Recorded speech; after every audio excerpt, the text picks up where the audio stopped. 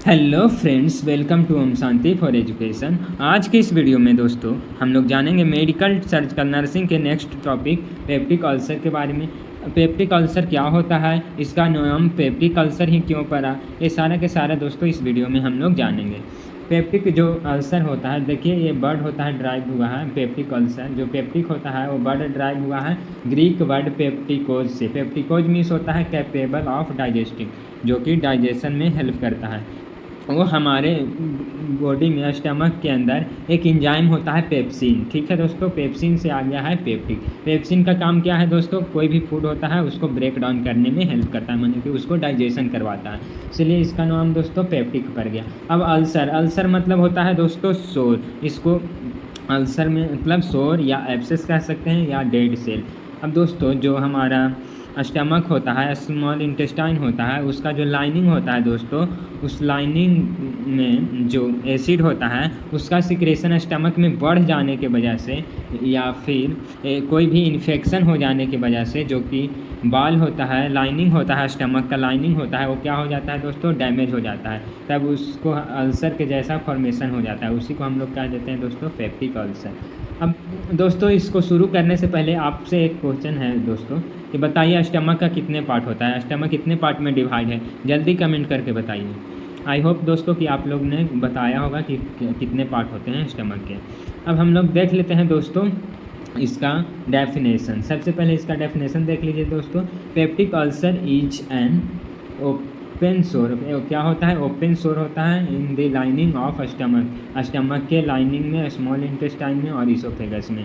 Cause क्यों होता है दोस्तों, cause by H pyloric infection या long term use of NSAID. या तो एच पाइलोरिक बैक्टीरिया के इन्फेक्शन के कारण होगा या फिर NSAID non steroid anti inflammatory drug को बहुत ज़्यादा यूज करने की वजह से। तो क्या होगा दोस्तों कि पेप्टिक अल्सर हो जाएगा, जिससे क्या होगा, पेन हो सकता है, इनडाइजेशन, प्रॉपर फूड डाइजेशन नहीं होगा। फिर कॉम्प्लिकेशन, अगर जो इसको ट्रीट नहीं करते हैं तो ब्लीडिंग हो जाएगा स्टमक में, और इसको अगर जो नहीं ट्रीट किया जाएगा तो स्टमक में ब्लीडिंग होगा। उससे क्या होगा दोस्तों कि स्टमक में खून बहने लगेगा, फिर और भी ज़्यादा क्रिटिकल कंडीशन हो सकता है। अब नेक्स्ट इसका डेफिनेशन देख लें हम लोग दोस्तों। पेप्टिक अल्सर के इज एन एक्सकेवेशन, एक्सकेवेशन मतलब होता है दोस्तों सोर या होल हो जाना। Area form in the mucosal lining, mucosal का जो लाइनिंग होता है जैसे स्टमक, पाइलोरस और डिओडनम होगा, और इसोफेगस जो एरिया है उसमें हो जाएगा। इट में अक्कर excessive use of NSAID drug, ये क्यों हो सकता है दोस्तों, नेसिड ड्रग को बहुत ज़्यादा यूज करने की वजह से, या एक्सेसिव अमाउंट में जो एसिड होगा HCl रिलीज होगा, तब भी हो सकता है दोस्तों। अब देख लीजिए कैसे होता है दोस्तों, यहाँ पे डायग्राम में स्टमक है दोस्तों, देख लीजिए यहाँ पे क्या होगा, जो म्यूकस का लाइनिंग है वो क्या हो रहा है, डैमेज हो रहा है धीरे धीरे, और डैमेज कर दे रहा है, मतलब फोड़ा के जैसा फॉर्मेशन कर रहा है, तब इसी को हम लोग क्या बोलते हैं दोस्तों, अल्सर। अब हम लोग देख लेते हैं दोस्तों इसका टाइप। पेप्टिक अल्सर का कितना टाइप होता है दोस्तों, तो पेप्टिक अल्सर का 3 टाइप होता है। देखिए दोस्तों यहाँ पे डायग्राम में देखिए, यहाँ ईसोफेगस है दोस्तों, ईसोफेगस में होगा अल्सर तो उसको ईसोफेजियल अल्सर बोल देंगे। स्टमक में अल्सर होगा तो इसको गैस्ट्रिक अल्सर बोल देंगे, और डिओडनम में अल्सर होगा तो इसको डिओडनम अल्सर बोल देंगे। तो कितने तरह के अल्सर होते हैं दोस्तों, तो 3 तरह के। डिओडनम अल्सर जो कि डिओडनम में होगा। डिओडनम किसका पार्ट है, कमेंट करके आप बताइए दोस्तों किसका पार्ट है डिओडनम। हाँ सही बताया आपने, डिओडनम स्मॉल इंटेस्टाइन का पार्ट है। और गैस्ट्रिक मतलब कि स्टमक को हम लोग गैस्ट्रिक भी कहते हैं। तो ये गैस्ट्रिक अल्सर स्टमक में होगा तो गैस्ट्रिक अल्सर, इसोफेगस में होगा दोस्तों, जो लोअर इसोफेगस का एरिया होगा वहाँ होगा तो इसोफेजियल अल्सर उसको बोलेंगे। देख लीजिए दोस्तों यहाँ पे दिया हुआ है गैस्ट्रिक अल्सर, इसोफेजियल अल्सर और डिओडनम अल्सर। ठीक है दोस्तों, अब हम लोग जानेंगे कि क्यों होता है आखिर अल्सर, और इसका रिस्क फैक्टर क्या है, किस लोगों को ज़्यादा होने का संभावना है पेप्टिक अल्सर। देखिए अगर जो किसी व्यक्ति के अंदर एच पाइलोरिक बैक्टीरिया से इन्फेक्शन हो जाता है, और तो क्या होता है, स्टमक का लाइनिंग वीक पड़ जाता है, कमज़ोर हो जाता है, तो म्यूकस मेम्ब्रेन कमज़ोर हो जाएगा दोस्तों, जो प्रोटेक्ट करता है लाइनिंग को, तो एसिड क्या करेगा, उसको डैमेज कर देगा। जो स्टमक के बाल होता है दोस्तों, स्टमक हो गया, जैसे मान के चलिए कि स्टमक है, रुकिए यहाँ डायग्राम में हम बता रहे हैं, देखिए दोस्तों, जो कि ये स्टमक है, यहाँ पे ये स्टमक है, ठीक है। स्टमक के जो बाल होगा ना, उसके बाल में कौन सा रहता है, म्यूकस मेम्ब्रेन रहता है दोस्तों, म्यूकस मेम्ब्रेन, जो कि प्रोटेक्ट करता है दोस्तों कि से HCl से। अब ये म्यूकस मेम्ब्रेन क्या हो गया, कमज़ोर हो गया दोस्तों। तो HCl क्या करेगा, HCl इसको लाइन को क्या करेगा, जला देगा, डैमेज कर देगा, तब उसको अल्सर में फॉर्मेशन कर देता है दोस्तों। तो इसलिए देखिए, इन्फेक्शन के कारण जो है मेम्ब्रेन, म्यूकस मेम्ब्रेन वो कमज़ोर हो गया, लाइनिंग, तो क्या हो गया कि डैमेज कर दिया एसिड है जो कि लाइनिंग को, तब इसके कारण भी हो सकता है। या एक्सेसिव अमाउंट में बहुत समय से यूज कर रहे हैं आप एसिड का, जो non steroid anti inflammatory drug होता है, जिसका एग्जांपल एस्पिरिन हो गया, ब्रूफन हो गया, नेफ्रोक्सेन हो गया, तो इसका ज़्यादा समय से यूज कर रहे हैं, तो ये भी जो है दोस्तों, जो प्रोटेक्टिव लाइन है उसको क्या करता है, अल्सर फॉर्मेशन में कन्वर्ट कर देता है दोस्तों। नेक्स्ट है दोस्तों कि अगर जो स्टमक में बहुत ज़्यादा एसिड का सिक्रेशन हो रहा है और उससे क्या हो जाता है, जो लिंगर इल्यूजन सिंड्रोम है, जो कि इंक्रीज कर देता है किस चीज़ को दोस्तों, एसिड के प्रोडक्शन को। और ये डिजीज होने की वजह से दोस्तों क्या होता है, जो इंक्रीज हो जाता है, अल्सर होने का चांस ज़्यादा हो जाता है दोस्तों। Excess acid, stomach acid production होने की वजह से जो लिंगर इल्यूजन सिंड्रोम क्रिएट होता है, और ये दोस्तों अल्सर होने का चांस और बढ़ा देता है। नेक्स्ट देख लीजिए, स्मोकिंग, जो व्यक्ति स्मोकिंग करते हैं, अगर जो उसके अंदर अल्सर हुआ है तो उसको जो अल्सर होता है, एसिड का प्रोडक्शन है ना, जो कि ज़्यादा होगा उसके बॉडी में, और ज़्यादा होगा दोस्तों, और अल्सर जो है हीलिंग टाइम उसका स्लो हो जाएगा। तो देखिए दोस्तों, जो व्यक्ति ज़्यादा स्मोक करता है उसको अल्सर हुआ है तो उसको और ज़्यादा चांस है कि उसको अल्सर ज़्यादा हो जाए। अब जो व्यक्ति दोस्तों अल्कोहल का यूज करता है दोस्तों, can irritate Erode the stomach lining, जो व्यक्ति अल्कोहल पीता है ज़्यादा उसको भी चांस है अल्सर का फॉर्मेशन होने का चांस ज़्यादा है।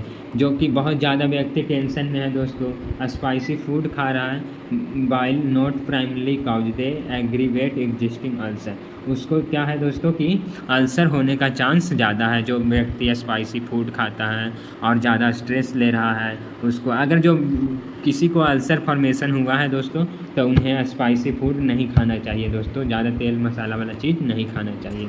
अब हम लोग जानेंगे दोस्तों इसका क्लिनिकल मैनिफेस्टेशन।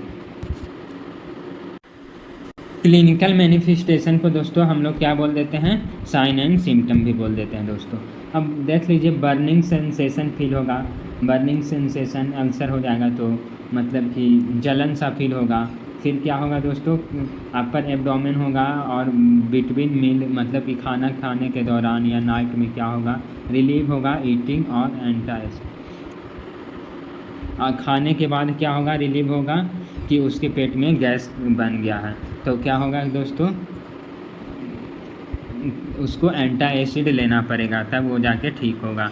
नेक्स्ट दोस्तों ब्लॉटिंग फुलनेस, क्या होगा next, blotting fullness, blotting fullness मतलब दोस्तों कि जो उसका पेट है वो सूज जाएगा और थोड़ा ही खाना खाएगा और उसको लगेगा कि पेट पूरा फूल हो गया है। नेक्स्ट दोस्तों हार्ट बर्न होने लगेगा, हार्ट बर्न होने लगेगा मतलब कि जलन सा महसूस होगा। नोजिया एंड वोमिटिंग हो सकता है, कुछ समय ऐसा भी होगा दोस्तों कि ब्लड के उसके साथ वोमिटिंग के साथ साथ ब्लड भी बाहर आ जाएगा। धीरे धीरे क्या होगा दोस्तों कि उसका वेट है जो कि कमने लगेगा दोस्तों, क्यों कमने लगेगा, क्योंकि उसको भूख नहीं लग रहा है प्रॉपर, तो उसका वेट कमने लगेगा। अब दोस्तों जो उसके अंदर पेट में अगर जो ब्लीडिंग हो रहा होगा, अल्सर के कारण ब्लीडिंग होगा, तो उसका जो स्टूल होगा डार्क होगा, ट्रेडी स्टूल होगा। नेक्स्ट दोस्तों उसको फटीग की कमजोरी महसूस होगा, क्योंकि दोस्तों उसका ब्लड लॉस हो रहा है तो उसको क्या होगा, कमजोरी महसूस होगा। फिर डायरिया और कॉन्स्टिपेशन जैसे सामना मतलब समस्याएं उसको हो सकता है व्यक्ति को जिसको पेप्टिक अल्सर हुआ है। अब हम लोग दोस्तों जानेंगे diagnostic evolution of peptic ulcer. देखिए दोस्तों सबसे पहले क्या करते हैं, कॉमन होता है मेडिकल हिस्ट्री और फिजिकल एग्जामिनेशन। कोई भी डायग्नोस्टिक इवोल्यूशन में सबसे पहले दोस्तों मेडिकल हिस्ट्री को कलेक्ट करना है, पेशेंट के रिगार्डिंग जितना भी हिस्ट्री होगा कि उसको कोई प्रीवियस डिजीज कंडीशन है या नहीं है, या कोई फैमिली मेम्बर में पेप्टिक अल्सर से था किसी को, ये सारा के सारा कलेक्ट करेंगे दोस्तों मेडिकल हिस्ट्री। फिर फिजिकल असेसमेंट एग्जामिनेशन में देखेंगे दोस्तों कि पेशेंट प्रेजेंट टाइम में अगर जो कोई भी मेडिसिन को ले रहा है, चाहे उसको एच पाइलोरी की इन्फेक्शन है और जो नैसिड का यूज कर रहा है उसको इमीडिएटली क्या कर देंगे दोस्तों, स्टॉप करवाएंगे। फिर एंडोस्कोपिक करेंगे दोस्तों। एंडोस्कोपिक में मतलब एक क्या होता है दोस्तों, फ्लेक्सिबल ट्यूब होता है जिसके आगे कैमरा लगा होता है। तो उससे हम लोग दोस्तों उसका स्टमक हो गया, डिओडनम होगा, उसमें अल्सर को विजुअलाइज करेंगे। और अगर जो नीड होगा तो बायोप्सी, मतलब कि दोस्तों जो उसका अल्सरेटेड एरिया है उसका थोड़ा सैंपल कलेक्ट कर लेंगे और उसको लैब में एग्जामिन के लिए भेज देंगे कि उसमें कौन जो इन्फेक्शन है एच पाइलोरिक बैक्टीरिया के कारण है कि क्या है, और उसको एग्जामिन करने के लिए लैब में भेज देते हैं। तीसरा क्या करेंगे दोस्तों कि अपर जीआई सीरीज में बैरियम स्लो करेंगे, मतलब सॉलो करेंगे। और जो बैरियम सॉलो होता है, जो एक तरह का डाई होता है दोस्तों, उसको पेशेंट को दे देते हैं। फिर एक्सरे, और जो डाई होगा वो जो अल्सरेटेड एरिया होगा उसको जा कर के कलर कर देगा और एक्सरे में आसानी से डिटेक्ट कर सकते हैं कि इसोफेगस, स्टमक और स्मॉल इंटेस्टाइन में क्या हो गया है दोस्तों। जो अल्सरेटेड एरिया होगा उसको हाईलाइट कर देगा जाकर। अब नेक्स्ट हम लोग दोस्तों क्या करेंगे कि एच पाइलोरिक बैक्टीरिया को टेस्ट करने के लिए अलग अलग मेथड यूज करते हैं, जैसे यूरिया ब्रेथ टेस्ट कर सकते हैं, स्टूल एंटीजन टेस्ट कर सकते हैं, या ब्लड टेस्ट के माध्यम से भी दोस्तों हम लोग जान सकते हैं कि एच पाइलोरिक बैक्टीरिया है या फिर नहीं। या फिर दोस्तों हम लोग कंप्लीट ब्लड काउंट कर सकते हैं जिससे एनीमिया को पता लगेगा, या फिर एचबी कट हुआ है उसको। और स्टूल टेस्ट के माध्यम से दोस्तों अगर जो स्टूल में हिडन फॉर्म में जो ब्लड रहेगा प्रेजेंट, उससे भी हम पता कर सकते हैं कि जो स्टमक है उसमें ब्लीडिंग हो रहा है या फिर क्या हो रहा है। इससे भी हम लोग आसानी से पता कर सकते हैं दोस्तों अगर जो आपको यह वीडियो दोस्तों लॉन्ग हो जाएगा तो मेडिकल सर्जिकल जो मैनेजमेंट होगा और नर्सिंग मैनेजमेंट और सर्जिकल मैनेजमेंट वो हम लोग नेक्स्ट वीडियो में करेंगे दोस्तों। और इसमें दोस्तों पाइथोफिजियोलॉजी इसका इसमें स्किप हो गया है दोस्तों, उसको भी हम लोग नेक्स्ट वीडियो उसका पाइथोफिजियोलॉजी का दोस्तों हम एक सेपरेट वीडियो बना देंगे दोस्तों। अगर जो दोस्तों आपको ये वीडियो पसंद आया तो वीडियो को लाइक करें, चैनल को सब्सक्राइब करें। Thank you for watching this video.